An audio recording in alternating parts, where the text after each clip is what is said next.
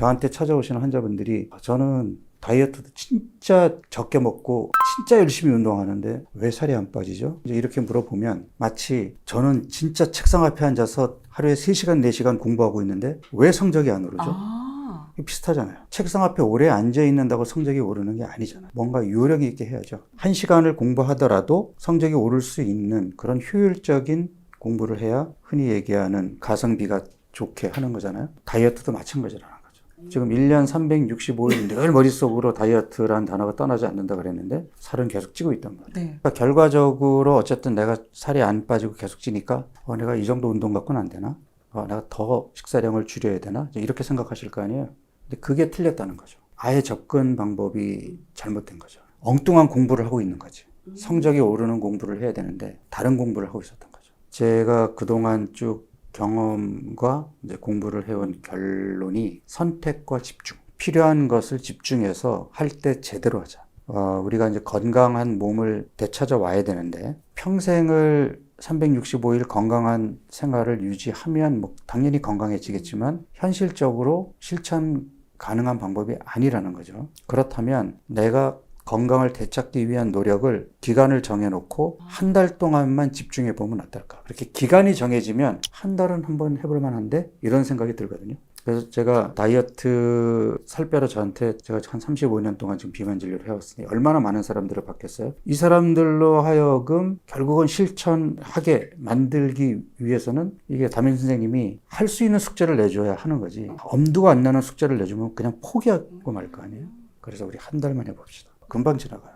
한 달 동안 열심히 했더니 내 몸이 좋아지는 거를 내가 몸으로 느끼잖아요. 더 하고 싶어져요. 그래서 저는 길게 하라는 얘기 아니에요. 그러니까 더 하고 싶어도 한 2달 정도 하면 그 다음엔 종료하고 유지기로 넘어가라 그래요. 뭐 먹고 싶은 거 적당히 먹어가면서도 이미 몸이 좋아졌기 때문에 쉽게 예전 몸으로 안 돌아가거든요. 그게 핵심이죠. 그렇다면 말씀하신 것처럼 지금 4주면은 된다. 4주 동안 또 해야 할 것들이 각 다 다를 것 같아요. 그러면 1주차, 2주, 3주, 4주차 다 우리가 뭐 식사하는 것도 다를 것이고 뭐 주의사항도 있을 것 같은데 요걸 하나씩 한번 또 말씀해 주시면 좋을 것 같아요. 적게 먹고 운동해서 빼는 게 아니라는 얘기를 했단 말이에요. 사실은 내 몸이 망가졌기 때문에 많이 먹는 현상, 안 움직이는 현상이 생기는 거거든요. 그러니까 망가진 몸을 회복하는 게 사실은 치료의 핵심이에요. 그렇다면 그 1주차에는 어떤 걸 좀 위주로 해야 될까요? 첫 번째가 운동을 해야 되는데 근육이 없는 사람들은 유산소 운동이 아니라 근력 운동을 위주로 해야 되겠죠. 그러니까 헬스클럽 가서 트레이너한테 등록해가지고 근력 운동을 위주로 하고 남는 시간을 유산소를 하든 고강도 인터벌 운동을 해야 되는데 몇 끼니 적게 먹고 유산소 운동을 한다? 근육도 빠지지만 기초대사량이 바로 떨어지기 때문에 바로 정체기가 옵니다. 정체기가 왔다는 얘기는 기초대사량이 떨어졌다는 얘기고 그런 경우에 내가 다시 정신줄 놓고 뭘 먹기 시작하면 금방 체중이 늘겠죠. 이게 요요죠. 그런데 내가 이제 주장하는 이 4주 프로그램은 그렇게 기초대사량을 떨어뜨리고 근육을 잃어버리는 그런 다이어트가 아니라 근육은 더 만들고 기초대사량은 유지하고 그럼 어떻게 되죠? 몸은 건강해지고 쉽게 예전 몸으로 안 돌아가고 그래서 내가 유지기를 갖더라도 쉽게 요요가 생기지 않는다고 얘기를 하는 거예요. 왜? 망가진 몸이 회복이 됐으니까. 중요한 원칙은 근손실을 최소화해야 되는 게 원칙이란 말이에요. 특히 여성분들은 근육이 워낙 없기 때문에 다이어트하면 근육이 더 빠질 수 있거든요. 그래서 이제 단백질 섭취를 제가 강조하는데 그러니까 근손실을 최소화하는 방법이 뭐냐 하면 일정 시간 간격으로 계속 단백질을 공급해 주는 거예요. 그러면 근손실이 좀 최소화되거든요. 그래서 나는 하루에 4끼를 강조해요. 4주 내내 4끼를 먹는. 그러면 1주차 때는 그러면 단백질로만 4끼를 다 먹는 건가요? 그러니까 이제 초반에 의도적으로 이제 탄수화물을 제한해야 되니까 그리고 첫 3일 동안을 약간의 짧은 단식 효과로 위장관도 좀 휴식을 취하게 하고 그 다음에 바쁘게 일을 했던 인슐린 호르몬도 좀 휴식을 취해야 되니까 제일 좋은 거는 그냥 아예 안 굶고 쉬면 제일 좋은데 사실 현대인들이 그렇게 뭐 이렇게 오랫동안 굶을 수도 없고 그 다음에 이미 지방간이나 인슐린 저항성처럼 몸이 나빠져 있는 사람들은 건강한 사람들은 뭐 2일, 2일, 3일 굶어도 상관이 없는데 이미 몸이 나빠진 사람들은 굶으면 근육이 빠집니다.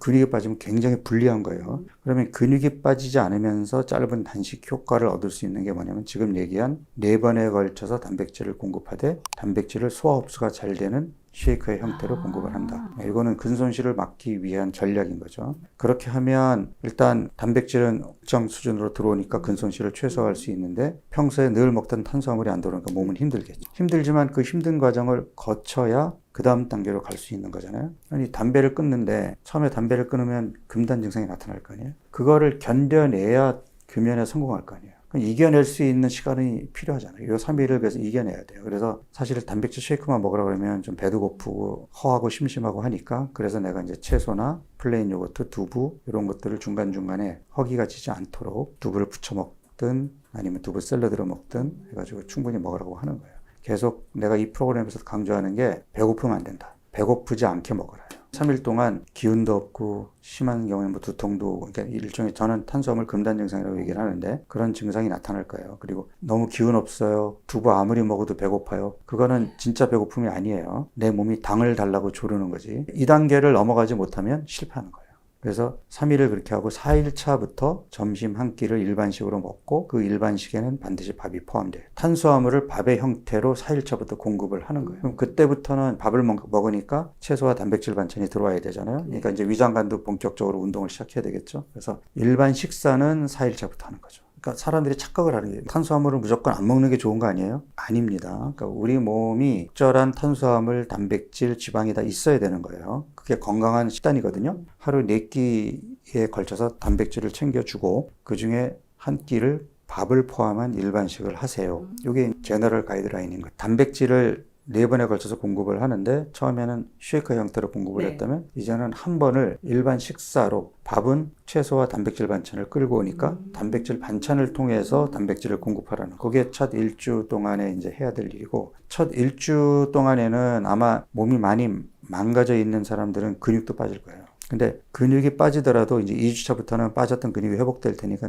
걱정 안 하셔도 되지만 근육이 빠지는 것이 걱정스러우면 첫날부터 운동을 시작하면 근육 손실을 최소화할 수 있습니다. 그래서 당연히 뭐 첫 3일날 탄수화물도 못 먹기 위해서 그것도 스트레스인데 운동까지 하라고 더 스트레스 받겠죠. 근데 내가 내 몸을 건강하게 만들기 위해서 노력한다면 사실 그 정도 투자는 좀 15분만 해도 되거든요. 네. 15분만요? 네네. 운동은 길게 안 해도 돼요. 대신에 숨이 좀 차야지. 계단을 오른다든지 아니면 좀 빠른 걸음으로 걷는다든지 숨이 찬 자극이 들어가야 운동에 효과가 있는 거니까 그렇게 첫날부터 해주면 효과는 아주 좋아요. 2주 차에는 이제 어떤 걸 해야 될까요? 2주 차에는 이제 저녁도 일반식으로 바뀌는 거죠. 점심과 저녁이 일반 음식을 통해서 단백질을 공급하는데 점심에 밥을 먹는 거는 계속 해야 되고 탄수화물이 내 몸에서 요구하는 최소 수준은 공급을 해줘야 근육 손실을 최소화할 수 있기 때문에 점심에 밥을 먹는 거는 꼭 챙겨 먹어야 됩니다. 그리고 2주 동안은 그럼 했던 것처럼 운동도 한 15분씩은 그래도 꾸준히 해주고 15분은 최소지. 정말 운동하기 싫어하시는군요. 아닙니다. 최소 15분 이상은 해야 된다. 그래야 더 효과가 있다. 그리고 또 중요한 게 뭐냐니까 사람들이 착각을 하래요. 운동으로 체지방을 뺀다라고 착각을 하는데 아니에요. 운동은 망가진 몸, 지방을 잘 쓰지 못하는 몸을 지방을 쓰는 몸으로 바꾸어주는 자극이고 내가 지방을 많이 빼려면 많이 걷고 움직여야 돼요. 그래서 의자에 앉아있는 시간을 최대한 줄여야 됩니다. 내 몸에 도움이 되는 음식을 배고프지 않게 잘 챙겨 먹어라. 그러면 질문이 나오죠. 잘 챙겨 먹으면 살이 빠질까요? 그래서 간헐적 단식을 하라는 거예요. 그러니까 지금 나는 일반적으로 14시간 공복을 주장하거든요. 그러니까 매일매일 14시간 공복을 지켜야 돼요. 14시간 공복, 7시간 숙면은 지키고 그 사이에 4번에 걸쳐서 단백질을 공급하는데 2주차에서 일주일에 하루는 그 14시간을 24시간으로 늘려보는 거예요. 전날을 내가 6시에 식사를 끝냈으면 그러니까 다음날 6시까지 물만 먹고 이제 몸을 비우는 거죠. 그리고 6시에 첫 번째 식사를 하는 거예요. 그렇게 해도 이게 기초대사량이 떨어지거나 이러지 않나? 네, 그게 이제 이 간헐적 단식의 장점이에요. 왜냐하면 나머지 6일을 잘 먹을 거기 때문에 잘 먹다 굶고 잘 먹잖아요. 몸이 속아요. 몇 끼니 적게 먹고 몇 끼니 적게 먹잖아요. 기초대사량이 뚝 떨어집니다. 계속 안 먹으니까 좀 비축해 놔야겠다. 몸이 바로 예민해지죠. 정신적으로도 스트레스겠지만 몸도 계속 부족하게 들어오니까 스트레스 호르몬이 분비되면서 기초대사량 떨어뜨리고 대비를 하겠죠. 매일매일 부족하지 않게 들어오는데 얘가 대비를 할까요? 이게 간헐적 단식의 가장 큰 효과예요. 그럼 1, 2주 동안 그렇게 지금 먹는 거를 일단은 뭐 설탕 이런 건 너무 당연하게 안 먹고 그러니까 이런 금기 음식을 먹잖아요. 3, 4일 전 몸으로 돌아가거든요. 그러면 내가 그렇게 어렵게 지금 막 금기 음식 피하고 운동도 하고 했는데 거꾸로 돌아가면 다시 내 자리로 오는데 3, 4일 걸리고 거기서 또 가려고 그러면 얼마나 뒤처지겠어요. 아예 안 먹어야 돼요. 일단 그럼 4주 동안은 무조건 설탕, 밀가루, 술까지 이 세 개는 무조건 안 먹어야 되는 네, 금기 왜냐하면 음식. 사람들이 자꾸 칼로리의 개념으로 다이어트를 이해하다 보니까 전날 술 먹었으니까 오늘 운동도 하면 되지 않아요? 아니에요. 내 몸이 거꾸로 간다니까? 3, 4일 전 몸으로 돌아가면 그만큼 내가 가야 되는 더 건강한 몸으로 가야 되는 목표에서 멀어지는 거예요. 다시 시작해야 돼요. 그리고 사실 내가 못 먹게 하는 더 큰 이유는 뭐냐면 특히 탄수화물 중독이 된 사람들은요. 아예 먹지 마라 그러면 그냥 자제하면서 안 먹을 수 있는데 나 요만큼만 먹어봐야지 한 입만. 하고 입에 딱 대서 혀에서 맛을 느끼잖아요. 그 다음부터 정신줄 놓습니다. 네, 한 봉지 비워야 정신 차리고 내가 왜 이걸 다 먹었지? 그리고 후회하면 되셨죠. 그리고 처음에 이제 다시는 이런 실수하지 말아야지. 안 돼요. 첫 번째 문턱을 넘기가 어렵지. 한 번 실수하잖아요. 그렇다면 다음 날로 또 땡기기 때문에 또 먹게 됩니다. 그러니까 평생 끊을 필요 없다. 아니 밀가루 음식 내가 파스타 좋아하고 라면 좋아하면 한 달만 딱 끊었다가 먹으면 되는데 한 달을 못 참고 중간에 먹어서 실패해가지고 결국 건강해진 몸을 만들지 못하고 그냥 포기해 버리겠냐. 그럼 지금 1주차, 2주차 이렇게 하는 게 몸에는 어떻게 반응을 보이는 거죠? 내가 이제 몸이 망가졌기 때문에 살이 찌는 현상이 나타난다겠죠. 그 망가진 몸이 회복이 되는 거죠. 그게 이제 호르몬의 밸런스가 깨졌다든지 또는 간이나 근육이나 췌장이나 이런 데 기름이 끼어 있다든지 또는 피하 지방 조직이 제대로 작동을 잘 해야 되는데 작동을 못 한다든지 이러한 몸을 다시 예전에 조직과 장기들이 제대로 작동할 수 있는 몸으로 바꾸는 거. 그리고 본인이 느껴요. 그러니까 물론 객관적으로는 요즘은 뭐 체지방 검사 장비가 뭐 헬스클럽 가면 다 있으니까 일주일 후에 체크해 보시고 또 2주 끝난 다음에 체크해 보시면 첫 주에는 아마 근육이 좀 빠질 텐데 두 번째 주에는 근육은 회복되고 체지방이 본격적으로 빠질 거거든요. 그러니까 그런 모습을 보면 당연히 근육이 늘고 지방이 빠지는데 건강해지지 않았다고 얘기할 수 있나요? 객관적으로도 그렇게 건강해지지만 주관적으로도 아침에 눈을 떴는데 피로감이 덜하고 늘 부어있고 무거웠는데 좀 가볍게 느껴지고 그리고 저녁에 숙면도 잘 취하게 되고 밤에 잠도 잘 자고 그런 몸의 변화, 화장실도 좀 규칙적으로 잘 가게 되고 이러한 변화들이 내가 주관적으로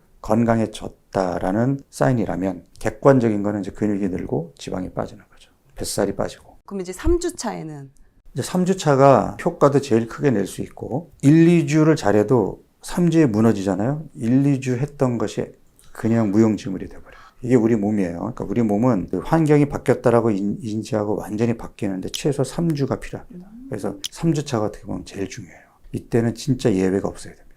철저히 해야 돼요. 그러니까 금기 음식 먹지 말고 몸에 좋은 음식 잘 챙겨 먹고 똑같아요. 4번에 걸쳐서 단백질을 공급하고 그중에 2끼는 일반식으로 하는데 이번에는 간헐적 단식이 이틀로 늘어요. 연달아 하면 안 되고 잘 먹다 굶으면 그 다음날 또 잘 먹어야 몸이 속으니까 그렇게 건너뛰어서 중간에 잘 먹는 날을 두고 해야 되는데 아마 2주차에 24시간 단식을 처음 하게 되면 굉장히 힘들 거거든요. 한 번도 안 해봤기 때문에 몸이 힘들 텐데 그래서 저는 2주차에 24시간 단식도 보통 보니까 18시간 정도까지는 버티더라고요. 근데 18시간 지나면 그때부터 이제 막 기운 없고 막 당 떨어지는 느낌 들고 막 일이 손에 안 잡히고 그러면 참지 말고 그냥 그때 뭐 드세요. 18시간까지 참은 것도 대단한 거니까 18시간째 너무 힘들면 그때 먹고 그냥 18시간 공복도 그만큼의 효과는 보는 거예요. 그러면 그 다음 간헐적 단식은 한 20시간까지 해보고 그 다음엔 22시간, 24시간 이렇게 하면 단계적으로 가면 훨씬 수월할 수 있어요. 그러니까 이 다이어트가 스트레스가 되면 안 되는데 다이어트 하는 게 짜증나고 스트레스 받고 이러면 스트레스 호르몬이 올라가 있잖아요. 지방이 안 나옵니다. 근육만 빠져요. 어차피 피할 수 없으면 즐기라는 말이 있잖아요. 그러니까 한 달 동안만큼은 내가 더 건강해지는 몸으로 가는 건데 즐거운 마음으로 해야 되지 않겠어요? 스트레스 받지 말고 24시간이 힘들면 그냥 18시간, 20시간 해도 됩니다. 이게 이제 좀 탄력이 붙으면 주 3일도 할 수는 있으나 주 3일은 내가 일반적으로 권하지 않아요. 제대로 못하면 조금 근육이 빠질 수 있기 때문에 그냥 일주일에 이틀 24시간 단식하는 3주차 미션을 4주차에도 그대로 하셔도 상관없어요. 그렇게 하시고 딱 4주 프로그램을 끝내고 그 다음에 유지기로 넘어가셔도 됩니다. 봤던 케이스들 중에는 어쨌든 요 한 달 만에 혈압약, 당뇨약, 콜레스테롤 약을 끊으신 분들도 많이 봤고 그 다음에 지방간 딱지를 달고 사시던 분이 해마다 건강검진을 하면은 늘 지방간입니다. 간 수치가 높네요. 이런 얘기를 들어서 간장약을 처방받던 분이 한 달 만에 이렇게 간 수치가 좋아질 수 있는 거를 왜 내가 몇 년간 이렇게 간장약을 먹으면서 지방간 딱지를 달고 살았죠? 네. 왜 지방간이 그동안 안 좋아졌다가 요번에 한 달 만에 좋아졌을까요? 지방간을 일으키는 가장 큰 원인이 술하고 과당이거든요.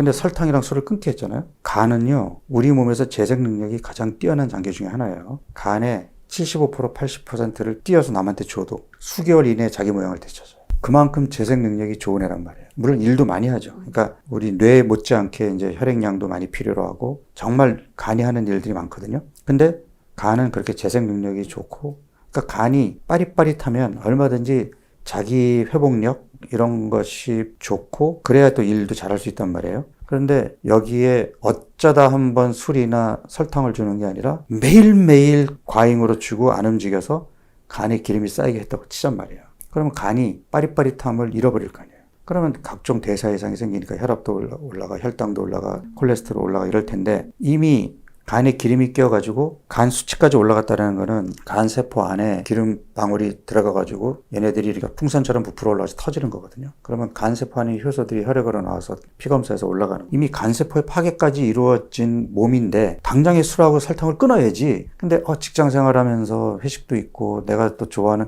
이게 뭐 프로젝트 할 때는 달달한 거 안 먹으면 일이 안 되니까 간이 망가져 있는데 그런 걸 계속 먹으면서 건강검진에서 간 기능 이상이 나오니까 의사 선생님한테 약 달라 그래가지고 약 받아먹고 치료가 될까요? 그런데 한 달 동안 술하고 설탕을 끊게 했더니 80%를 떼내줘도 자기 모양을 되돌아오는 간이 아직까지 재생력, 회복력이 있다면 빠르게 돌아오지 않겠어요? 근데 왜 그렇게 치료를 안 하는 거죠? 예를 들어서 뭐 당뇨병이나 고혈압 약을 또 매일 드시는 분들이 계시잖아요. 그럼 그런 분들도 이 4주 프로그램을 해도 괜찮나요? 당연히 해야 되지 않을까요? 당뇨 약을 복용 중이라면 이제 내가 의도적으로 탄수화물을 제한하게 되니까 저혈당에 빠질 수 있겠죠. 이미 약을 먹고 있으니까. 당뇨 환자들의 경우라면 만약에 한다면 약을 끊고 해야 되는데 이거는 조심스러우니까 반드시 처방해 주신 의사 선생님하고 상의를 해야 되고, 고혈압 같은 경우도 사실 혈압약 끊은 분들 제가 많이 봤지만 단순히 살만 빠진다고 누구나 다 혈압이 정상으로 떨어지는 건 아니니까 혈압의 이제 원인이 여러 가지가 있을 테니까 고혈압 같은 경우에는 용량을 줄여볼 수는 있어요. 일단은 이 프로그램 하면서 혈압을 매일 체크하셔가지고 약을 처방하신 선생님한테 매일매일 모니터링 결과를 보여주시고 약 용량을 조절하시면 되고, 콜레스테롤이나 간장약은 일단 한번 끊어보고 한 달 만에 뭐 수치가 좋아지면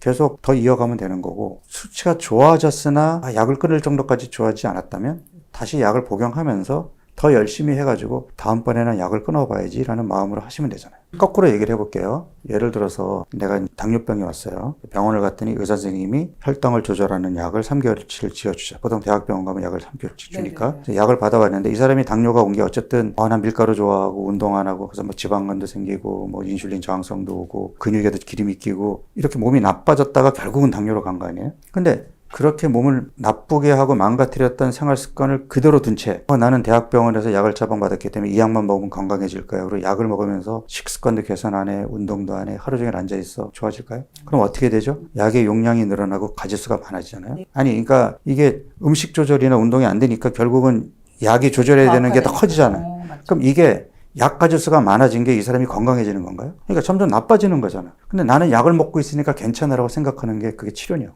근데 지금 그렇게 하고 있지 않나요? 혈압약 드시는 분들도 혈압약 하나 먹다가 조절 안 돼서 하나 더 늘리고 그러고 있지 않나요? 그게 궁극적으로 내 몸을 치료하는 방법이냐? 약으로 혈압 숫자를 낮추고 혈당 숫자를 낮춘 게 치료의 종착점이냐? 궁극적으로는 망가진 내 몸, 그거를 고쳐서 약을 최선으로 줄여도 잘 유지가 되는 몸, 이게 목표 아니에요? 근데 이제 우리가 또 커피를 직장인들이 또 끊기가 어렵잖아요. 우리 직장인들한테 적용할 때는 술만 끊으라고 한 게 아니라 이제 커피도 끊게 했어요. 왜냐하면 수면의 질이 굉장히 중요해요. 그러니까 내가 7시간 숙면, 깊은 잠을 잘 수 있는 것이, 왜냐하면 자고 있는 동안에 몸이 회복이 되는 거거든요. 부족한 거 채워놓고 망가진 거 수리하고 이게 다 밤에 이루어지거든. 자고 있는 동안에. 잠을 잘 자야 내 몸이 회복력이 발동이 돼서 빠르게 몸이 좋아지는데, 그러니까 이제 악순환인데 수면의 질이 안 좋으니까 깨어있는 동안에 늘 머리가 무겁고, 그러니까 커피로 반짝 해결하려고 그러고, 그렇게 커피를 마시니까 밤에 또 잠 못 자고, 이게 악순환의 연속이란 말이에요. 그래서 커피를 끊게 했더니 술은 끊어보겠는데 커피는 저희 직장인들에게는 생명수입니다. 매일 그 아침 점심 뭐 이렇게 계속 먹는 거니까. 그래서 내가 첫 주는 그래도 잠을 좀 자야 되니까 첫 주만 그러면 커피를 끊고 2주차부터는 오전 중에 블랙커피 한 잔을 허용하겠다라고 제가 한 발 뒤로 물러섰어요. 근데 안 드실 수 있으면 더 좋아요. 수면의 질이 달라집니다. 지금 말씀하신 것처럼 숙면이 상당히 중요하잖아요. 근데 직장인들 중에는 교대 근무하시는 분들이 계시잖아요. 이런 분들은 어떻게 될까요?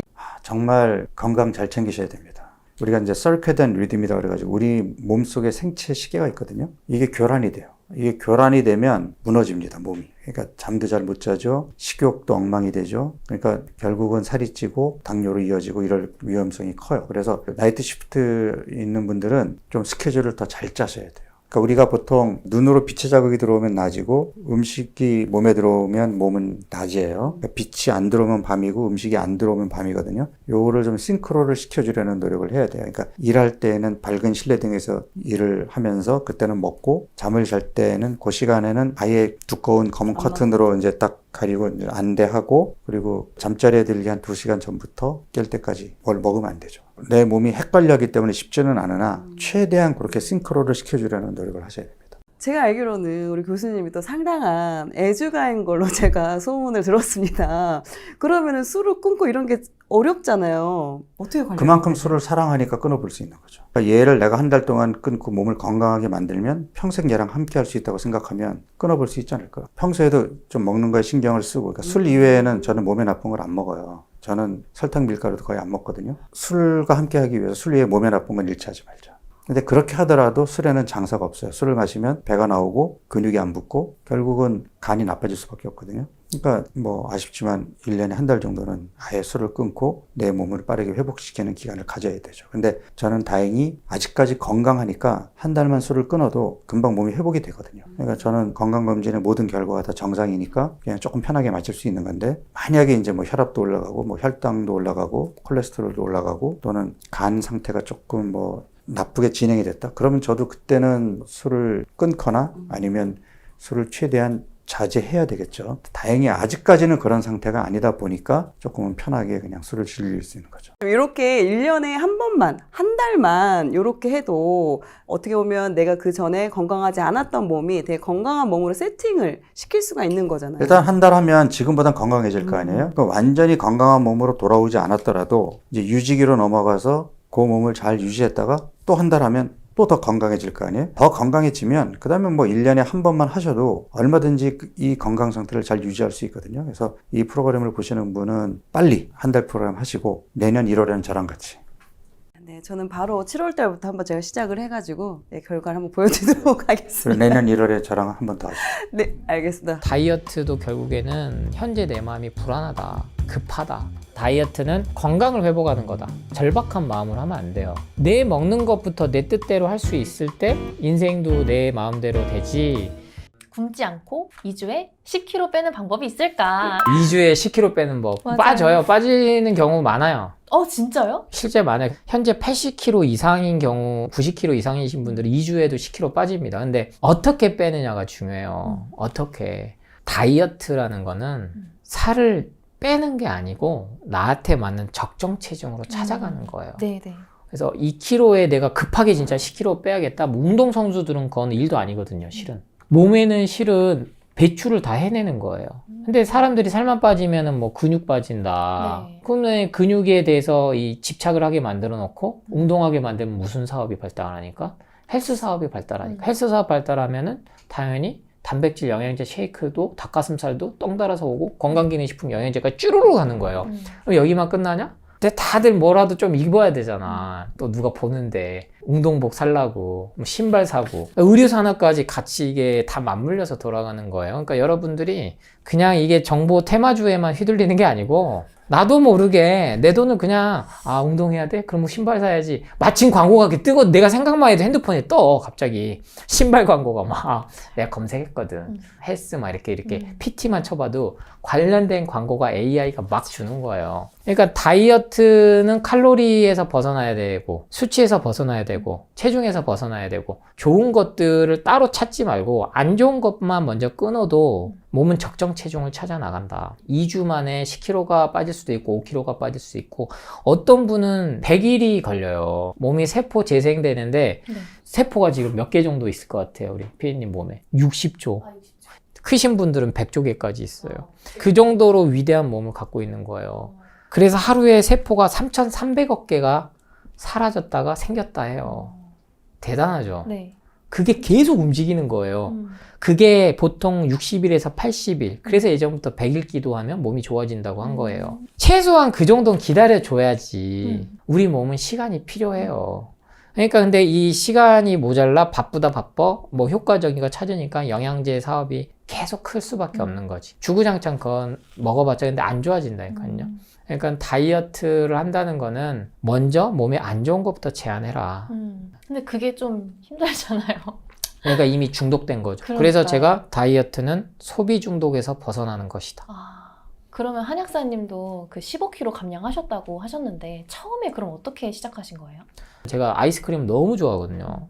지금은 안 먹는데 하루에 한 3, 4개씩 통증이 오면 일단 시원한 거 먹으면 달달한 거 먹으면 그게 없어지니까 맞아. 참 안타깝게도 어린아이들 고열에 시달릴 때 아무것도 안 먹으면 아이스크림 먹이는 엄마들도 있어요. 맞아요. 얘를 2번 죽이는 거지. 엄밀히 얘기하면 아이스크림이 최악의 음식이거든요. 모든 저기 가공식품 중에 생각해봐요. 그 완전 색소 덩어리인데 물하고 기름은 안 섞여요. 근데 그거를 결합을 시켜야 되니까 유화제 써야 되지, 색소 넣지, 달달한 거 몸에 안 좋다 한 건 다 넣지. 근데 그 진실을 알고 나니까 이제는 지금은 많이 안 먹는데 끊기까지는 어려웠죠. 100일은 필요하다. 100일은 완전히 내 몸이 좋아지고 싶으면 100일 정도 돼야 체중도 움직이는 사람이 있어요.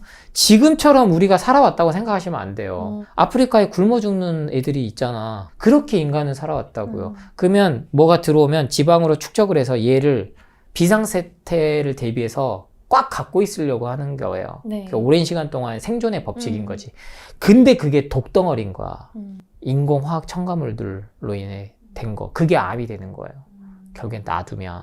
그러니까 다이어트는 결국 소비 중독, 누군가 만들어낸 거기서 벗어나는 거다. 젊은 사람보다 나이 든 사람이 뱃살이 많이 안 빠진다는 건 사실인가요? 그건 맞죠. 왜냐면 더 오랜 시간 먹었잖아.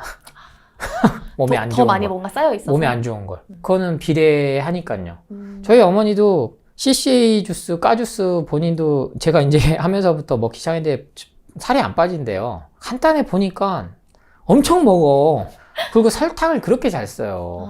저희 어머니가 요리를 엄청 잘한다고 저는 생각했거든요. 네. 설탕이었어. 설탕이었어요? 비율을 기가 막히게 맞추는 거지. 맵고 짜고 달고 그거를. 나이 들수록 모든 미각 세포가 줄어요. 네. 특히 짠맛을 잘 못 느끼고 단맛도 못 느끼고 그러니까 점점점 짜고 맵고 달게 먹는다고요. 네. 그러니까 살이 더 안 빠지는 거죠. 설탕 안 쓸 생각 안 하고 맵게 안 먹을 생각.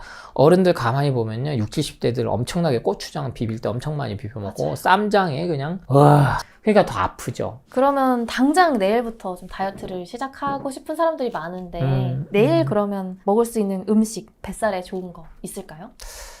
정성을 본인한테 조금 들이실 수 있는 분들은 CCA 주스를 좀 만들어 드셔봐라. 근데 이게 당근, 사과, 양배추 따로따로 같이 해서 먹기가 어려워요. 처음 하신 분들은 시간도 오래 걸리고 뭐 우적우적 씹는 거 불편하신 분도 있고 네. 그래서 제가 갈아서 드셔라. 왜? 맛있는 거에는 엄청 익숙해 있잖아요. 스무디도 그렇고 커피도 네. 그렇고 라떼도 그렇고 그 몸에 좋지도 않은 거는 비싸게 돈 주고 사 먹으면서 왜 자기한테는 그 누군가 만들어 놓은 프레임에 갈아 먹으면 영양소 파괴된다. 그래봤자 커피보단 낫지. 그래봤자 밀크라떼보단 낫고 카라멜 마키아토는 그렇게 먹으면서 근데 맛있어요. 당근, 사과, 양배추 이 조합이 맞아. 맛있어요. 저는 그거 먹어봤어요. ABC 주스. 한동안 유행처럼 했는데 그게 포만감이 조금 없거든요. 그래서 처음 채소과일식 하시면 금방 배고파진다고 말을 해요. 양배추를 넣은 게 포만감을 주거든요. 그래서 사과부터 시작해 보시고 네. 사과가 내가 속이 쓰리다 그럼 바나나로 좀 위를 달래주세요. 그러니까 뭐 구연산 때문에 뭐 산성화돼서 아픈 게 아니고 이 위장이 망가져 있어서 그게 자극이 돼서 아파요. 네. 그게 2주 걸리거든요. 2주. 네, 두통도 와요. 그리고 피부 발진 나신 분도 있을 수 있어. 갑자기 너무 바뀌어서요. 독소를 배출하기 시작하는 거죠. 아, 그렇게.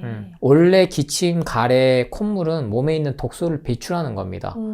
고열로 인해서 바이러스와 세균과 싸운 거를 사체들을 그냥 밖으로 내보낸다고 생각하시면 돼요. 네. 근데 이게 가래가 안 나오면 폐렴으로 죽는 거예요. 나온 게 원래 좋은 거고 그쵸. 가장 이상적인 거는 안 나오게끔 몸을 관리하면 이상적인데 지금은 미세먼지도 심하고 환경오염이 너무 많이 돼서 배출을 해야 되는 거예요. 근데 그 완전 배출만 해도 몸은 달라진다. 컨디션 2주만. 아마 한번 해보신 분들은 아침은 무조건 이렇게 CCA 주스로 드시고 나머지는 솔직히 자기 먹고 싶은 대로 드신 분들 많아요. 갑자기 하시지 말고 완벽하게 하시지 말고 네. 아침만 바꿔봐요. 아침만 아침만. 바꿔보고. 왜냐면 커피로 시작하신 분들이 너무 많아.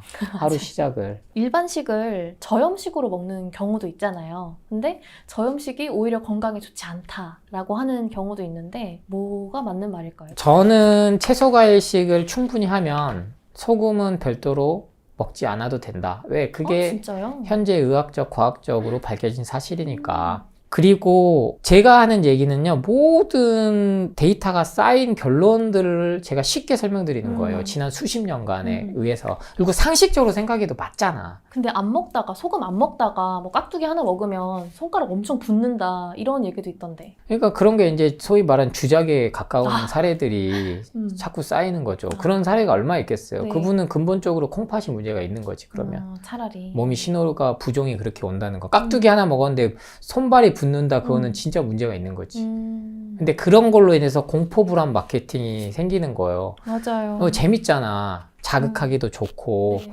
그래서 지금 아직까지는 뭐 주겸, 우리나라는 특히 천일염이 발달돼 있어서 세계에서 유일하게 네. 그것 때문에 마케팅적으로 쓰일 수밖에 없어요. 그쵸. 그래서 9대1 정도밖에 안 돼요. 소금은 굳이 현재 사회에서는 과하게 먹으면 몸에 안 좋다. 그래서 모든 WHO 세계보건기구라든지 암센터에서 일단 네. 저염식해라. 왜? 너무 많이 먹으니까 나트륨을 너무 많이 먹어요, 하루에. 맞아요. 여러분 생각한 이상으로 많이 먹어요. 근데 왜 소금을 주겸 먹고 천일염 먹으면 좋아진다라는 사례가 자꾸 나오냐면 비싼 거 주고 먹으면 사람이 안 좋은 걸 좀 안 먹게 돼요. 생각해봐요. 천일염 주겸 몇만 원짜리 주고 사는데 그날 치킨 먹고 싶겠어요? 안 먹죠. 줄여져요. 기본 건강에 대한 관심이 있으신 분들이 주겸하고 천일염 단계까지 간다니까요. 맞아요. 그러면 그분들이 같이 좋아지지. 몸이 그래서 가공식품만 또 착각을 하는 걸 수도 있겠네요. 근데 이게 메인이다. 음. 주겸 천일염 드신 분들은 대부분 채소 과식 많이 해요. 치킨 매일 드시면서 주겸 드신 분 없어요. 근데 요새는 사실 다이어트 식품 성분 좋은 거 진짜 많잖아요. 그래도 안 될까요? 뭐가 성분이 좋은 게 많아? 자연유래 추출물. 아, 그치. 그게 혹하잖아요. 그러니까 그게 웰빙이 사람들도 바보가 아니야. 근데 그 프레임조차도 만들어가요, 실은. 그러니까 가공식품이 안 좋다는 건 다 알지. 그러니까 이게 자연유래 추출물, 유기농, 네. 비건 인증, 네. 이렇게 가지. 결국에 근데 그거 화학물이잖아요. 맞아요. 그러니까 눈 가리고 아웅하는 거야. 이름만 그냥 바꿨다. 이름만 바꾼 거지. 그 자연에서 온 게 뭐가 있어? 있는 그대로는 채소 과일밖에 없는 거죠. 그럼 직장인 점심 메뉴 추천 좀 해주실 수 있나요? 피디 오늘 점심 뭐 드셨어? 뭐 먹었? 저 햄버거. 거봐. 그러니까 그 햄버거를 매일 먹느냐 아니면은 뭐 일주일에 한두 번 먹느냐, 그게 중요해. 한 달에 뭐 4번 이상으로 내가 안 먹겠다, 그렇게 바꾸는 게 중요한 거예요. 햄버거는 이미 정크푸드라고 얘기하잖아요. 쓰레기 음식이라. 아무리 포장해도 이건 안 돼요. 통밀빵을 차라리 사 드신 게 낫지. 차라리. 통밀빵 샌드위치 이런 거. 직장인들은 그래도 점심은 이제는 문화가, 누가 상사가 뭐 이거 메뉴 통일 뭐 이런 건 없잖아요. 대신에 저녁은 이제 뭐 회식 문화도 있고 하니까 법인카드로 끊어준 건 고기 먹으러 가야지. 그럴 때는 소고기 한번 먹어야죠. 먹을 수는 있어요, 저는. 근데 그 먹고 난 다음날 점심을 뭘 먹을 거냐 중요해. 뭐 먹어야 될까요? 그 전날 그렇게 뭐 한우다 그래갖고 막 3, 4인분 먹어놓고 점심 때 또 갈비탕 먹으면 몸이 못 버틴다는 거예요. 근데 그렇게 먹으면 또 고기가 땡긴다니까요. 그러니까요. 희한하게. 왜 그럴까요? 그렇게 만들어놨으니까. 샐러드 먹으면 될까요? 뭐 샐러드도 그러니까 지금 많이 팔잖아요. 간단하게 네, 포켓 네. 샐러드라고 맞아요. 해서 누구나 먹을 수 있게. 그러니까 그런데 돈을 좀 쓰셔야 돼요. 차라리. 내가 전날 고기 많이 먹었다, 야식으로 치킨 먹었다, 그럼 그 다음날만큼은 채소 과일식은 이미 여러분이 관심을 안 가지셔서 그렇지 상품으로 다 나와 있어요. 편의점만 가도 다 있어요. 그럼 냉동을 내가 선택할 거냐? 살아있는 채소 과일식 도시락을 위주로, 왜 웰빙 도시락이라고 나오잖아요. 네네네. 튀긴 거 없고 그런 것들. 그런 것만 먹어줘도 하루만 그렇게 몸을 해독할 시간을 줘도 몸은 살아난다. 뭔가 음식을 줄이고 원래 먹던 걸 안 먹기 시작하면은 요요가 올 것 같아요. 그래서 제가 제 책에다가 시리즈를 계속 붙여놨잖아. 해봤어? 그러니까 해보지도 않고 계속 공포불안.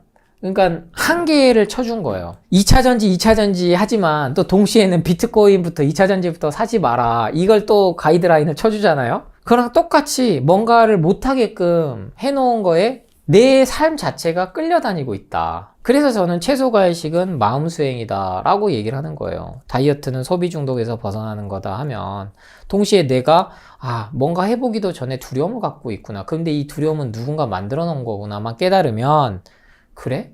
진실은 내가 해보면 되지. 근데 굳이 내가 몸에 안 좋다는 술을 막 계속 먹을 필요는 없잖아요. 이제는 술 하루에 한 잔도 안 좋다는 거는 누구도 반론하지 않아요. 그 누구도. 네. 근데 커피, 우유도 그렇게 갑니다. 금방. 근데 우유는 이제 원래 자연에서 시작된 거니까 참 어렵겠지만 커피는 이거 아니거든. 이거는. 예, 과학 기술과 이 문명과 인간의 욕망과 탐욕이 결합된 게 술, 담배, 커피이기 때문에 그걸 여러분이 아셔야 돼요. 역시 다이어트는 마인드셋의 문제인 것 같아요. 맞아요. 그래서 명상 요가를 제가 추천을 많이 드려요. 쫓겨서 살아. 맞아요. 그리고 남의 시선에 의식해서 살고. 근데 행복하면 그만이지. 그렇게 행복하게 살다가 자연사 하는 거죠, 뭐. 근데 그분들이 병원을 가면서부터 문제가 생겨요. 약 먹으면서 식습관은 안 바뀌니까 이게 부딪히는 거지. 결국에는 살만 더 찌고 요양병원에 있다가 쓸쓸히 임종을 맞이하는데 그게 인간의 삶은 아니잖아요. 그러니까 다이어트도 결국에는 현재 내 마음이 불안하다. 급하다. 다이어트는 건강을 회복하는 거다. 내 현재 상황을 뭐 타개해야 된다 이런 절박한 마음을 하면 안 돼요. 하루아침에 바뀌진 않아. 내 먹는 것부터 내 뜻대로 할 수 있을 때 인생도 내 마음대로 되지. 누군가 이거 사놓으라고 만들어 놓은 거에 현혹돼가지고 다이어트 기능식품 이거 먹어봤다 저거 먹었다 하니까 요요가 계속 온다. 그래서 기본으로 돌아가라. 이미 답은 나와 있다. 그래서 인생에 정답은 없다고는 하지만 먹는 거는 이미 나와 있어요. 정답은. 오늘 주로 식습관을 말씀드리겠지만 노화 속도를 75%까지도 줄일 수가 있다는 그런 보고가 있고 좀 더 해야 되는 것들에는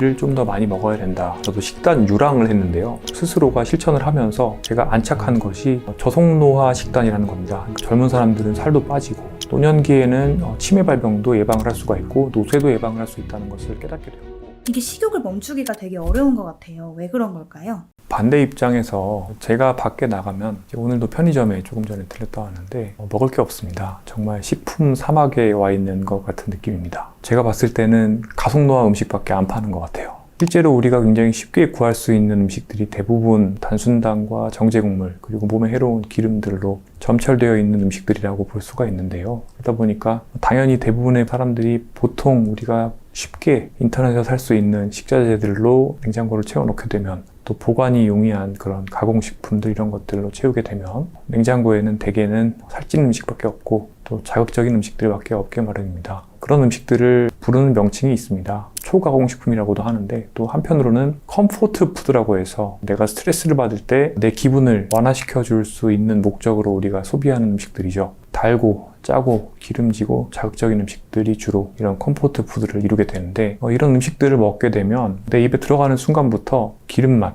단맛 이런 것들이 도파민 그리고 엔돌핀 그러니까 쾌락의 호르몬들을 분비하게 됩니다. 그런데 이런 즐거움은 굉장히 짧은 시간 동안만 나에게 일어나게 되고요. 이런 쾌락의 호르몬들이 사라지고 나면 내 뇌에서는 다시 편도체가 활성화되면서 나는 스트레스를 느끼게 됩니다. 그래서 장기적으로는 이런 컴포트 푸드들을 많이 섭취하게 되면 우울감이 더 심해지고 또 장내 미생물도 나빠지게 되면서 또 식욕은 더 증가되고 몸의 염증은 증가되고 전반적인 스트레스 수준이 증가되는 것으로 많은 연구들이 보고를 하고 있습니다. 안타까운 것은 이런 컴포트 푸드들은 빠르게 혈당을 올리고 또 그 이후에 췌장에서 인슐린 분비가 이루어지면서 혈당이 다시 떨어지기 때문에 실제적으로는 내 몸의 포만감을 오랫동안 유지하지 못하게 되고요. 그래서 가짜 식욕이 더 증가되게 됩니다. 그래서 이런 컴포트 푸드들을 많이 먹으면 일시적으로는 기쁨을 느끼지만 장기적으로는 스트레스를 더 느끼게 될 뿐만 아니라 실제로는 식욕도 더 많이 증가되게 됩니다. 이런 기전들 때문에 안타깝게도 현대인들이 스트레스를 풀기 위해서 먹는 음식들을 먹게 되면 실제로 나는 배고픔을 더 느끼게 되고 식탐이 더 증가되게 됩니다. 그래서 저는 이런 것들을 가짜 식욕 또는 가짜 식탐을 일으키는 음식들이라고 말씀을 드리고 있습니다. 누구나 쉽게 따라할 수 있는 식단을 소개해 주실 수 있나요? 원래는 주로 논문을 쓰고 또 환자를 진료하는 입장이었지만 나아가서 책을 쓰고 또 여러 가지 유튜브나 또 방송 활동을 하게 된 계기는 우리나라 사람들의 생활 습관에 대한 문제의식 때문이었는데요. 사실 지난 15년 동안 특히 우리나라의 젊은 분들이 신체 활동도 감소되고 있고 또 식사도 갈수록 더 자극적으로 변하고 있고 또 우울감도 악화되고 주관적인 스트레스 레벨도 개선되고 있지 않고 실제로 자살률도 OECD에서 굉장히 높은 수준이고 또 노화 속도와 직접적으로 연관이 있는 수면 시간이나 또 출퇴근 거리, 직주 근접성 이런 것들도 굉장히 좋지 않다는 것을 느꼈고 이런 모든 것들이 악순환을 만들면서 젊은 사람들이 빠르게 나이 드는 즉 1년에 1년 나이 드는 게 아니라 1년에 1년 이상 나이 드는 즉 가속 노화를 만들고 있는 분들이 너무 많다라는 것을 느꼈고 우리나라에 지금 현재를 살고 계신 많은 분들께서 생활 습관을 개선해서 선순환을 만드는 방법을 통해서 노화 속도를 느리게 만들고 노화 속도를 느리게 만들면 모든 종류의 질병을 예방할 수가 있게 되는데 습관들을 알려드려야 되겠다라는 생각을 하게 되었습니다. 그런 결과로 고민을 하다가 결국에는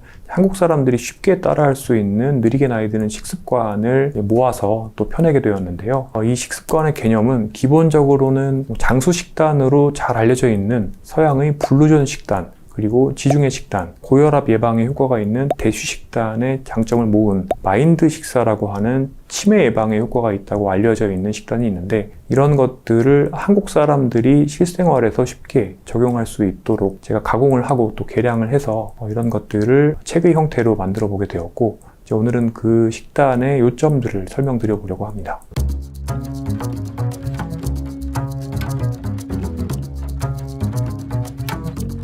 제가 책으로 펴내게 된 한국형 마인드 식사의 요점은 조금 더 해야 되는 것과 덜 해야 되는 것들로 나눠져 있습니다. 좀 더 해야 되는 것들에는 일단은 녹색 채소와 베리류 과일을 좀 더 많이 먹어야 된다라고 이야기를 하고 있고 견과류를 조금 더 먹으면 좋다라고 얘기를 하고 있고요. 베리류 과일이라고 하면 뭐 블루베리, 멀버리, 오디, 스트로베리, 딸기죠. 그다음에 산딸기, 굉장히 다양한 것들이 이 베리류에 포함되어 있는데요. 베리류 과일을 많이 먹는 것과 또 푸른 잎 채소를 많이 먹는 것은 장기간 관찰 연구를 했을 때 인지기능 저하를 예방하는 데 효과가 있기 때문에 뭐 여러 가지 또 항산화 물질이 들어있고 이런 항산화 물질을 실제로 이런 과일의 형태로 드시게 되면 여러 가지 몸에 좋은 효과들, 그러니까 질병을 예방하는 효과들, 그다음에 사망을 예방하는 효과들 이런 것들이 관찰되기 때문에 이 식단에서는 특히 권장을 하고 있습니다. 한국 사람들은 밥하고 반찬을 주로 먹기 때문에 흰쌀밥을 드시는 것 대신에 콩을 많이 넣은 또 잡곡을 많이 넣은 콩 잡곡밥을 드시게 되면 이걸 통해서 또 식물성 단백질을 많이 섭취하실 수가 있고 혈당 변동성을 줄이실 수가 있기 때문에 이렇게 밥을 바꿔주는 게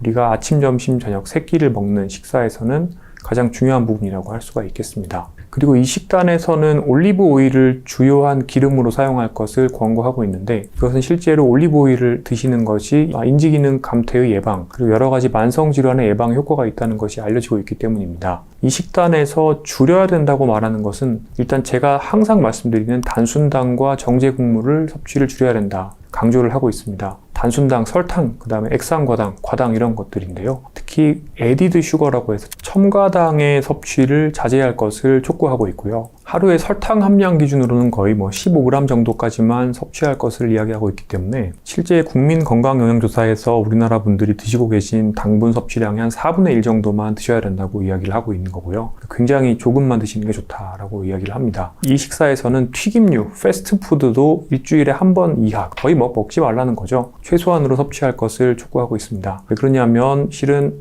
바깥에서 먹는 튀김이라고 하는 것이 주로는 시드 오일이라고 하는 가열하게 되면 트랜스 지방으로 바뀌어서 내 몸에 염증을 일으키고 또 인슐린 저항성을 만들게 되는 이런 기름들로 주로 구성되어 있기 때문에 이런 기름들의 섭취를 최소화하는 게 좋다는 것이죠. 이 식단에서 또 줄일 것을 강조하는 것은 붉은 고기입니다. 쇠고기와 돼지고기, 양고기 이런 것들인데 특히 이런 고기를 가공하게 되면 그러니까 소세지, 베이컨 이런 것들은 전체 사망률과 심혈관계 질환, 암 발생률 이런 것들을 증가시키기 때문에 이런 적색육을 가공한 것들과 적색육 자체를 섭취를 줄이도록 권고하고 있습니다. 방금 말씀해주신 식단을 매일 따라해야 되는 건지 아니면 최소 일주일에 몇 번씩 먹어야 되는지가 궁금해요. 마인드 식단 점수표라는 게 있지만 이 점수표를 너무 열심히 따르기 위해서 내 생활을 정말 철저히 이렇게 옥죄실 필요는 전혀 없습니다. 실제로 15점 만점인데 보통 잘 따르는 분들이라고 우리가 생각하는 보통 10점에서 11점 정도고 완전히 정크푸드를 드시는 분들이 또 실제 연구에서는 5점 정도 그다음 중간 정도가 되시는 분들이 한 7.5점 정도가 되는데 이렇게 10점을 만들기 위해서는 모든 것들을 철저히 매일매일 하셔야 되는 것은 아니고요. 내가 할 수 있는 집에서 먹는 식사라든지 또는 내가 좀 조절할 수 있는 부분들을 노력을 하시면 되겠고 한국 사람들이 한다고 하면 주로는 이제 밥을 콩이 들어있는 잡곡밥 드시게 되시면 일단 이것만으로도 2점 정도의 점수를 올리실 수가 있고 오후 3시에 보통 또는 저녁 9시에 간식을 많이 드시는데 이 간식을 과자 대신에 견과류나 베리류 과일로 바꿔 드시게 되시면 이것만으로도 2점 정도의 점수를 올리실 수가 있고 또 올리브오일을 조금 더 섭취하시는 방법으로도 1점 정도의 점수를 올리실 수가 있는데요. 보통 이제 저희 병원에 나오는 직원 식당밥, 보통 일반 회사에서 나오는 직원 식당밥과 비슷한데요. 제가 계산해 봤을 때는 이런 직원 식당밥을 주로 드시면서 또 단순당과 정제국물을 절제하고 과음하지 않고 패스트푸드 줄이고 여기에 약간의 베리류 과일과 견과류를 섭취하는 정도만 해도 사실은 10점, 11점 정도는 충분히 확보를 하실 수가 있습니다. 지금 약을 먹고 계시거나 질병을 갖고 계신 분들도 따라하는데 크게 무리가 없을까요? 실제로 서양에서는 치매를 진단받는 어르신들, 65세 이상 노년 인구, 지병이 많으신 분들이죠. 이런 분들한테도 치매 진단 후에 이렇게 식사하시라라고 교육하는 경우가 많이 있고 최근에 실제로 이제 미국 의사협회지 자마라는 잡지에 실제 이제 신경과 의사 선생님께서 치매에 걸린 후에 또 본인도 마인드 식사를 열심히 하고 있으며 그런 결과인지는 모르겠으나 하여튼 인지기능 저하가 생각보다 느리게 진행되고 있다라고 말씀을 하셨는데요. 여러 가지 만성질환을 앓고 계신 분들이 이렇게 따르셔도 굉장히 좋은 식사라고 할 수가 있겠고 다만 이제 한 가지 좀 더 이제 우리나라 동양인들에서 제가 추가로 강조를 하고 싶은 거는 젊고 비교적 좀 체질량 지수 그러니까 배도 좀 나오시고 체중도 많이 나가시는 분들은 마인드 식사를 열심히 따라 하시면 체중이 좀 빠지고 또 인슐린 저항성이 좋아지는 그런 경향성이 있는데 우리나라의 어르신들은 상당히 빼빼 마르신 경우가 많기 때문에 어르신들이 잡곡밥 콩 많이 넣어서 드시고 하면은 가뜩이나 한 끼 드시는 양이 적어져 있는데 이런 분들이 식사를 너무 제한을 하시게 되고 또 고기도 안 드시고 이렇게 하시면 체중이 너무 빠지고 또 근육이 빠지면서 쇠약감이 악화될 수가 있습니다. 그렇기 때문에 특히 65세 이상인 분들 또는 여성 같은 경우에는 이제 완경하신 분들은 충분한 동물성 단백질을 제가 말씀드리는 마인드 식사의 개념에 추가로 드셔주시는 게 좋겠고 또 잡곡밥의 경우에는 콩은 비교적 소화가 잘 되지만 사실은 귀리나 통귀리나 아니면은 현미 이런 것들이 또 소화가 안 될 수가 있기 때문에 콩은 넣으시되 흰쌀밥을 충분히 넣으셔서 드시는 것도 좋겠고 본인이 설사하지 않고 배 아프지 않고 또 충분히 견딜 수 있는 정도의 잡곡밥을 찾아보시는 게 좋겠습니다. 그러면은 카페인 같은 경우는 괜찮을까요? 카페인에 대해서는 마인드 식사나 또는 블루존 식사에서는 특별히 어떤 권장사항은 없기는 한데 지금까지 나와 있는 대규모 임상 연구, 그러니까 관찰 연구 결과들을 보게 되면 블랙커피 기준으로 보통 한 잔에 100mg 정도의 카페인이 들어있다고 하는데 하루에 4잔 정도까지의 커피 섭취는 전체적으로 심혈관계 사망과 전체 사망을 예방하는 데 효과가 있는 것으로 보이기 때문에 커피는 비교적 자유롭게 드셔도 상관없겠지만 블랙커피로 드시거나 아니면 커피 믹스를 드신다고 하시면 요새 제로로 나오는 것도 있기 때문에 이렇게 드시는 게 낫겠고 그리고 커피를 드시는 것이 또 수면에 지장을 주지 않는 선에서 드시는 것이 좋겠습니다.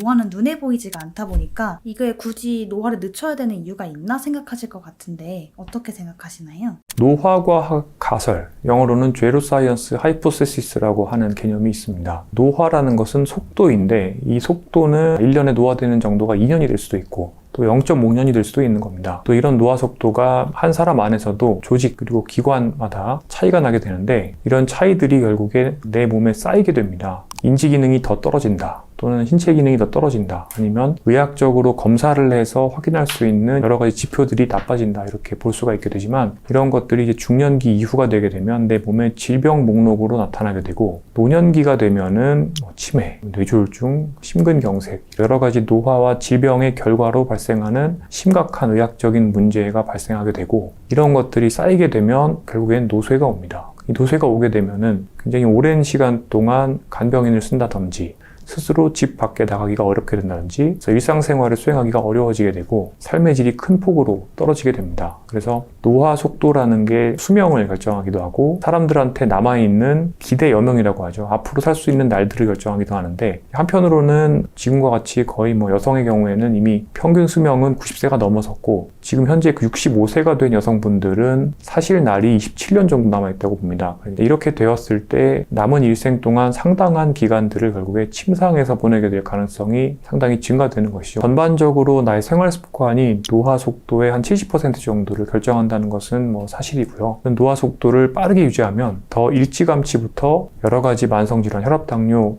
그리고 고지혈증 이런 것들을 경험하게 되고 더 일찌감치 치매를 경험하게 되고 또 노쇠를 경험하게 된다는 거죠. 그래서 실제 이제 식습관, 오늘 주로 식습관을 말씀드리겠지만 식습관 같은 경우에도 어떤 연구를 보면 바이오마커 연구를 했을 때 절식을 하게 되면 실제 바이오마커에서 측정한 노화 속도를 75%까지도 줄일 수가 있다는 그런 보고가 있고 또 실제 인지기능 감퇴 속도도 나의 건강한 식습관의 정도가 예를 들어서 정크푸드 위주로 식사하시는 분들이 10년 동안 인지기능이 10년어치 감퇴가 된다고 하면 오늘 제가 말씀드릴 저속노화 식단을 하시게 되면 인지기능 감퇴 속도를 75%까지 저감할 수 있다 이런 연구들도 있습니다. 생활습관이 실제적으로 노화 속도에 큰 폭의 영향을 줄 수 있는 거기 때문에 월급쟁이 부자들 채널을 보시는 분들께서는 실제 투자에도 관심이 많으시지 않습니까? 투자를 어릴 때부터 일찍부터 시작을 해서 노후를 준비하게 되면 보다 일찍 복리 효과를 누리고 또 경제적 자유를 누리실 수 있는 것처럼 이 노화라는 거는 내 몸의 DNA를 둘러싸고 있는 특정 소프트웨어들이라고 생각하시면 되는데 이 소프트웨어를 어려서부터 느리게 나이 드는 방식으로 유지하시게 되면 그 효과는 굉장히 오랜 시간 동안 또 마찬가지로 복리 효과를 누리실 수가 있게 되고 마지막 30년 동안은 굉장히 어떤 분들은 젊었을 때보다 더 좋은 인지기능과 신체 기능으로 삶의 질을 영위하실 수가 있게 됩니다. 그래서 돈만 있다고 노후를 즐길 수 있는 게 아니라 사실은 신체 기능, 인지 기능도 어느 정도 이상 남아 있어야 삶의 질을 누릴 수가 있게 되는데요. 그러기 위해서는 보다 이른 나이일 때부터 나의 노화 속도를 관리하는 것이 필요하겠습니다.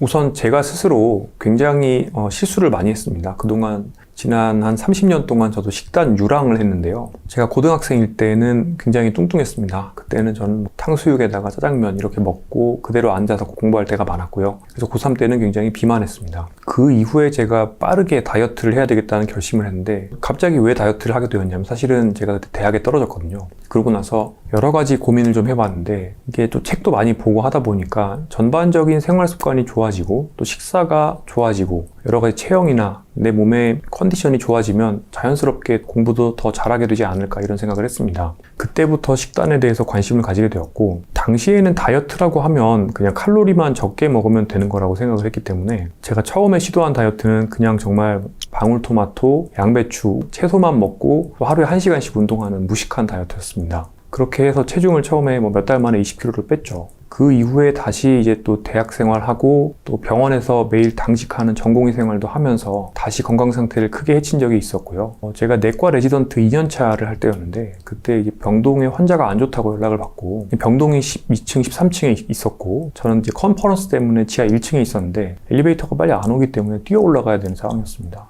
근데 그 당시에 뛰어 올라가다가 한 3층 정도까지밖에 안 왔는데 숨이 너무 찬 거예요. 근데 그때 체중이 제가 또 많이 늘어 있었거든요. 다시 요요를 경험했던 것이죠. 그때 이제 식단을 공부를 다시 했는데 이전에는 내가 먹는 양이 적어야지 살이 빠진다 이렇게 생각을 했다라고 하면 결국에는 내 췌장이 분노하지 않게 혈당을 빠르게 올리지 않는 식사를 하면서 균형 잡힌 식사를 하고 양질의 단백질을 섭취하면서 배부른 다이어트를 하는 것이 결국에는 내 몸에도 좋고 또 요요도 만들지 않고 근육량은 지키면서 지방만 뺄 수 있는 그런 다이어트라는 것을 알게 되었습니다. 그러고 나서 결국에 제가 안착한 것이 저속노화 식단이라는 겁니다. 그러니까 오늘 말씀드렸던 이런 저속노화 식단을 하게 되면 당연히 젊은 사람들은 살도 빠지고 또 만성질환도 예방이 되고 노년기에는 치매 발병도 예방을 할 수가 있고 노쇠도 예방을 할 수 있다는 것을 깨닫게 되었고 이후에 이런 마인드 식사를 제 스스로가 실천을 하면서 어느 순간부터는 충분히 먹고 또 밖에 나가서 사람들하고 술도 한잔하고 고기도 먹고 이렇게 하면서 또 평소에는 또 제가 느리게 나이 드는 식습관을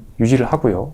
물타기라고 생각하실 수 있겠는데요. 어떨 때는 가속노화 식사를 하고 어떨 때는 또 감속노화 식사를 하면서 중용을 지키고 이렇게 하면서 굉장히 식단이 편안해지는 것을 경험을 할 수가 있었고요. 그 시점부터는 더 이상 체중이 갑자기 증가되거나 또는 체성분이 망가지거나 이런 것들을 경험하지 않아도 되게 되었고 상당히 자유롭게 식사를 해도 제 몸의 여러 가지 지표들이 굉장히 안정적으로 유지된다는 것을 알게 되었습니다. 그 이후에 지속형 혈당 감시 장치라고 해서 CGM이라고 요즘에 혈당 패치들 붙여서 다이어트 하시는 분들 많이 계신데 혈당 패치를 붙여서 또 확인을 해보니까 역시나 이 저속노화 식단, 그러니까 마인드 식단을 하게 되면 혈당의 변동성도 거의 없게 되고 밥 먹고 나서 혈당이 오르는 것도 없고 당연히 오르는 게 없으니까 또 급락하는 것도 없구나라는 것을 확인을 하게 되었고요. 굉장히 편한 상태를 지난 몇 년 동안 유지하게 되었는데 이런 경험들을 또 모으고 또 환자분들한테도 많이 알려드리게 되고 또 그동안 제가 냈던 책에서는 이론적인 내용들을 알려드렸는데 조금 더 구체적으로 실천을 이제 하기를 원하시는 분들이 이제 많다는 것을 알게 되면서 보다 구체적으로 한식 메뉴, 레시피까지 만들어서 여러분들께 선보이게 되었습니다.